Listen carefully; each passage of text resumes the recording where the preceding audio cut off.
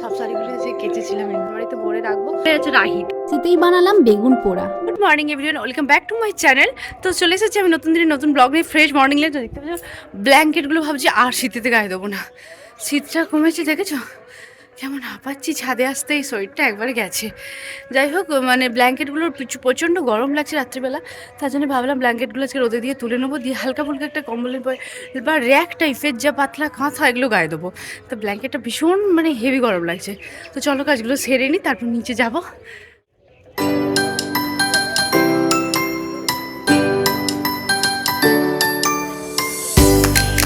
সুন্দর করে সব লেপ ব্ল্যাঙ্কেট আর রাহির জন্য ছোট ব্ল্যাঙ্কেট সব কিছুই আমি মিলেমিশে রোদে দিয়ে দিলাম। কারণ এই সকাল সকাল উঠেই চা খাবার পর রোদটা তো উঠেই তো দেখছি ঝলমলে, তাই সেক্ষেত্রে এইটা আমার বেশ পছন্দ হয়েছে ওয়ার লাগানো। সুন্দর করে সুতির জিনিসটা এখন এই হালকা ঠান্ডায় হয়ে গিয়েছে আমার মেলা, দেখে বুঝতে পারছো ক্যামেরার ওপর এর জন্য ফোনটা লুটছে। তো চলো নিচে যাই, আর ওকে একটু কমপ্লেন খাওয়াবো। জ্বরটা একটু কমেছে, আজকে সর্দিটাও কমেছে অনেকটাই।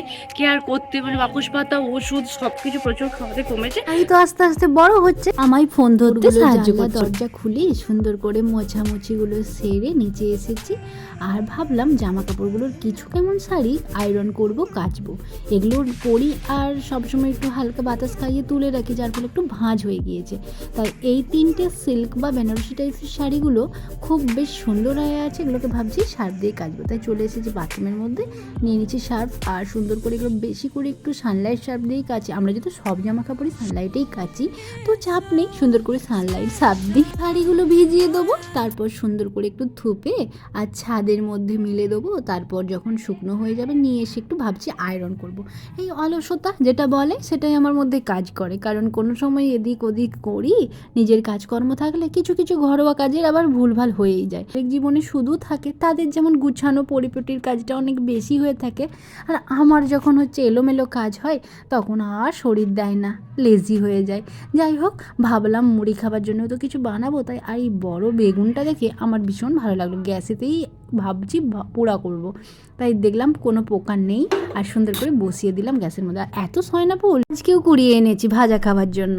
আর তারপরে এসেছি ছাদে, কারণ এই যে শাড়িগুলো কেচে অল্প করে মিলে দিয়ে গিয়েছিলাম, আর বাকি আমার কিছু হ্যান্ডলুম শাড়ি রয়েই গিয়েছিল, এগুলো ভাবছি একটু রোদ খাইয়ে নিই, তারপরে ন্যাপথেলিন দিয়ে আয়রন করে রাখবো।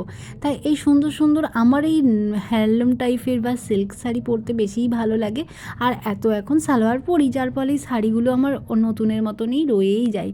দেখতে পাচ্ছ না, ভাঁজ কিন্তু ঠিকঠাক হচ্ছে না, কাচলে পরিষ্কার হলেও সুন্দর করে একটু আয়রন করলে তার মর্যাদা সত্যিই সুন্দর হয়ে থাকে। তো সয়ে গেছে সব কিছু।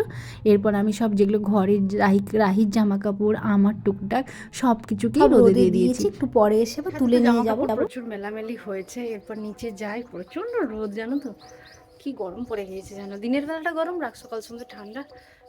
গালের এই জায়গাগুলো কেমন একটা হয়ে আছে। নিচে যাই চলো, এখন যে ঠাকুরকে প্রণাম করব, গুরুমন্ত্র জপ করব, তারপর খাওয়া দাওয়া করবো। প্রচুর তো জামা কাপড়গুলো কাজগুলো এগুলো সব, এগুলোর কথাই বলছিলাম, আজকে আয়রন করব।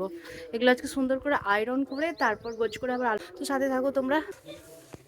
সবজির ওষুধ খাওয়ানো হয়েছিল না, খাওয়াবো, তাই যে বেগুন ভর্তাটা সুন্দর করে মাখিয়ে রেখেছে, দুজনে মিলে আমি আর মা খেতে থাকি। লঙ্কা ভাজা, নুন, ধনে পাতা কুচি মাখা দিয়ে মুড়িটা খেতে ভীষণ ভালো লাগে। মুখটা প্রচন্ড খারাপ হয়ে গিয়েছে, মানে ও কিছু খেতে পারছে না, তার জন্য ওকে আর এই যে আমি দুজনে মিলে একটা ওরিও বিস্কুটের একটা প্যাকেট এনেছি। তো ওরিও বিস্কুটটা সুন্দর করে খায়, খুব ভালো খেতে স্যার। ওকে দুটো দিলাম, আমি একটা খেয়ে দেখছি, বেশ ভালো ভালো খেতে। এটা খেতে ভালো লাগছে, একটা দিলাম। সম্পা একটু খেয়ে যা, সম্পাটা খেয়ে যা, সম্পাকে একটা দিই। এই যে সম্পা এসেছে, সবাই মিলেই তো খাই। তো চলো রাহিকেও খাইয়ে জল খাইয়ে এবারে স্নান করাবো, বাসক পাতা গরম করে ওকে ফুটিয়ে জল স্নান করিয়ে আরেকটা আজকে ভাবছি ভিডিও বানাবো, তো দেখা যাক। তো ফের রাহিকে নিয়ে বসেছে, রাহি এখন ড্রয়িং করতে বসেছে। ওর ম্যাম হচ্ছে এই যে এইগুলো দিয়েছিল বৃত্তা করে করছে। এই যে ওকে করতে দিয়েছি, আমি আবার কিছুটা করলাম, এরকম রাউন্ড রাউন্ড করছে, একটু বেঁকে যাচ্ছে, প্রথম দিন তো ভুল ভ্রান্তি হলেও তবু মনের মধ্যে আগ্রহটুকু আছে দেখছি। আর এইখানে এসেছি, আনাজগুলো সুন্দর করে ধুয়ে দিলাম, একটু সাহায্য করলাম। মূলো ভাজা হবে, ফুলকপি আলুর তরকারি হবে, তারপর হবে সয়নে ফুল ভাজা। সয়নে ফুল ভাজাটা আমরা রোজই খাচ্ছি, এখন বেশ ভালো লাগে। তার মধ্যে রাহি ভাত খাবার জন্য বায়না করছিল, তাই ওকে ভাবলাম ডিমটা একটু ভাজা করে দেবো। তাই মা বললো সুন্দর করে নিয়ে তলা দিয়েই ভাজা করে দেবো, যেমন হয় সুন্দর করে। তেলটা গরম করে দিয়ে দিলাম আর সুন্দর বেশ ডিমটি ফুলে উঠেছে। সেই ডিমটা নিয়ে রাহিকে আর আলু সিদ্ধ, দুধ আর ডিম ভাজা দিয়েই ভাতটা খাওয়াবো। মুখটা বললাম না আগেই ভালো নেই, তাই খেতেও চাইবে না। তাই সুন্দর করে একটা ফুলকপি ভাজা নিয়েছি আর আলুটা সুন্দর করে গরম ভাতের এই নতুন আলু এত সুন্দর কুঁড়োর মতন হয়ে যায়, সেটা দিয়ে ভাত খেতে মনে হয় আর ভালোই লাগবে। দেখা যাক কী করে। আমি সুন্দর করে ভাতটি মেখে নিই আর ওকে দিই। আর ওইখানে তরকারি বসে দিয়েছি। ফুলকপি চাষে যেটা হয়, প্রতিটা জমিতে এত এত ফুলকপি থাকছে, সবাই ফুলকপি আর শেষ আর হচ্ছে না। হ্যাঁ, ফুলকপিটাকে একটু কষা কষা করেই তরকারি করতে বললাম, কারণ ভীষণ আর ঝোল তো মোটেই ভালো লাগে না। এই রস রস ফুলকপি, এই ফুটা ফুটা ফুলকপিগুলো আবার ফ্রাই খেতে ভীষণ ভালো লাগে। কিন্তু কি আর করা যাবে, এখানে একটু তরকারিও হলো, জাস্ট মাখা মাখা একটু গরম মশলা দিয়ে ভালো লাগবে খেতে। তাই সুন্দর করে ফুলকপি, আর দেখো ফুলকপি যখন প্রথম ওঠে তখন আমরা কত খাবার জন্য বেশ ভালোবাসি ফেলি, তখন আবার মনে হয় যেন ফুলকপি চিংড়ি, ফুলকপির ঝোল ভীষণ ভালো।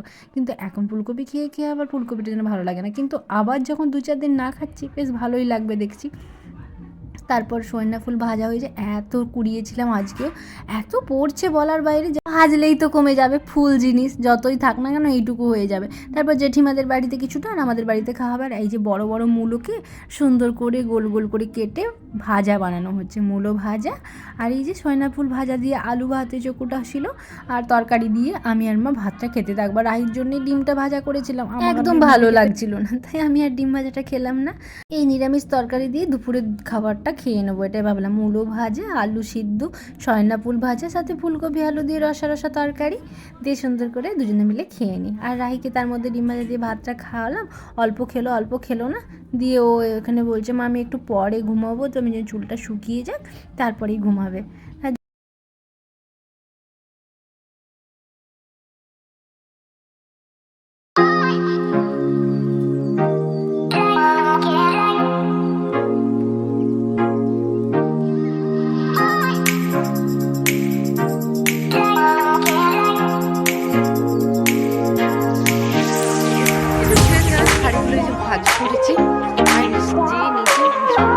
সুন্দর দেখতে লাগছে না?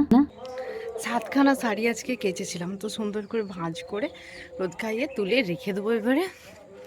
বিয়ের পর প্রতিটা মেয়েরই যেন শাড়ির প্রতি একটা আলাদা রকমই ভালোবাসা থাকে। কমপ্লিট, এই যেগুলো তুলেছি আর এই হচ্ছে শাড়িগুলো ভাঁজ করেছি, এবারে যে ভরবো। আর এই যে জামা কাপড়গুলো যাই নিচে রাখবো।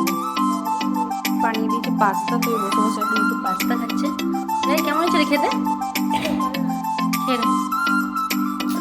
এখন পড়তে বসেছে মহারানী। দাদারি কি লিখছো তুমি? মহারানী তুমি কি লিখছো? ওটার বানান কি বলো, কি লিখছো? গরম বানানটা কি লিখেছো? ওই যে গ লিখেছে, র লিখেছে, তারপরে ম লিখতে হবে তো, তাই তো? নাও সুন্দর করে মটা লিখো। পড়ছে, তারপর ওই ইরেজার দিয়ে চাপা দিয়ে লিখছে। হ্যাঁ, একটু পড়ে তারপর চাপা দিয়ে লিখো, তাই তো? আর ওদিকে সম্পা পড়তে বসেছে একটু ইংরেজি ট্রান্সলেশনগুলো। আর কি পড়ছিলি? আর কি পড়লি তুই? আমার কাছে ট্রান্সলেশন করলি, আর কি পড়লি? ওগুলো পড়তে এসেছিলো একটু, ওর যেগুলো অসুবিধা ছিল পড়ে নিয়েছে। আর এখানে ও লিখছে, তারপর এখানে রাত্রে খাওয়া দাওয়াগুলো করবো। তো চলো, গরম লিখো, রাহি লিখো। হ্যাঁ তুমি লিখো, গরম লিখো। রাতে হয়েছে চিকেন কারি, আর এটা জেঠিমাদের বাড়ি, আর আমি তো জেঠিমাদের বাড়িতে রাত্রে খাওয়া দাওয়াটা করে নিচ্ছি। আর ব্লগটা এখানেই শেষ করলাম।